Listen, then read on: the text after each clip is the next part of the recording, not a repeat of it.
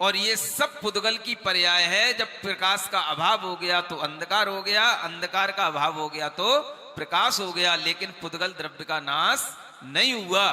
इसी तरीके से हमारे जीव द्रव्य का कभी भी विनाश नहीं होता। यह जो आत्मा जन्म लेता है, यह पिछले जन्मों के कितने पुण्यों के कारण से जन्म लिया है, यह आपको उनके 10 भव की कहानी पढ़नी पड़ेगी। और 10 भव पहले उनकी बुद्धि भी कुछ इसी तरीके की थी जैसी आप लोगों की रहती है। कैसी? विश्वास ही नहीं होता कोई आत्मा परमात्मा बन सकता है, कोई आत्मा मोक्ष जा सकता है। खाओ पियो राजा बने बैठे रहते हैं, भोग करो आनंद करो और बस अपना जीवन जियो। इसी तरीके का उनका जीवन था। वह महाबल उनका नाम था उस समय पर, महाबल राजा की पर्याय से उनका जीवन शुरू होता है। और उस समय पर उन्हें कोई धर्म से लेना देना नहीं था, लेकिन जब उन्हें ज्ञान हुआ, किसी भी निमित्तों से उनके लिए धर्म की रुचि पैदा हुई, तो उसके बाद उनका वह जीवन ऐसा बढ़ता चला गया कि वह आगामी 10 भवों में तीर्थंकर बनकर के अवतरित हो गए। ये इसलिए कह रहा हूं कि आप ये मत सोचना कि कोई ये जीव अलग से होते हैं या अलग से आते हैं।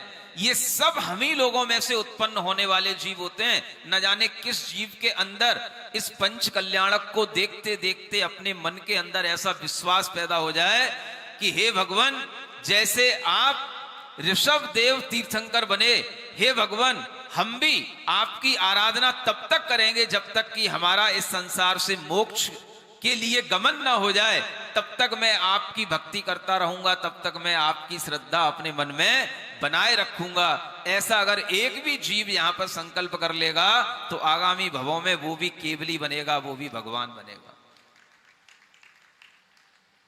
सुन रहे हो? ऐसा भी नहीं है कि सारे जीव भगवान बनेंगे तो कोई स्टेट उसकी कोई डिवाइड कर दी हो कि भाई दक्षिण से ही बनेंगे कि कोई एमपी से ही बनेंगे, ऐसा कुछ भी नहीं है। सबके लिए फ्री ऑफर है। सुन रहे हो कि नहीं? मैं यही बताने आया हूं हरियाणा में, आप लोग डरो नहीं। अपने अंदर कोई भी ऐसी रॉन्ग थिंकिंग मत रखना, नेगेटिव थिंकिंग मत रखना कि भाई हम लोग तो कहां और आप कहां, और उधर हमें तो लगता है कि धर्म तो बुंदेलखंड और एमपी और दक्षिण में ही होता है, यहां तो कुछ नहीं होता है।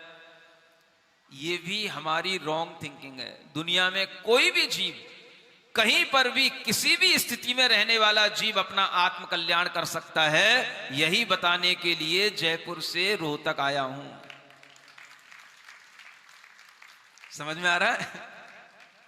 बस कल्याण किससे होगा? एक विश्वास करो, हमें देवी देवताओं की पूजाओं में और उनकी चमत्कारों में नहीं पड़ना, हमें देवादि देव की पूजा करना है, हमें देवादि देव पर विश्वास करना है। अगर हम देवों के भी अधिदेव देवादि देव पर विश्वास करेंगे, देवता हमारे चरणों की पूजा करेंगे। हम मनुष्य हैं, मनुष्य देवता से बढ़कर के होता है। मनुष्य को देवता की पूजा करने की जरूरत नहीं है, देवता तुम्हारी पूजा करेगा अगर तुम देवादि देव की पूजा करोगे तो।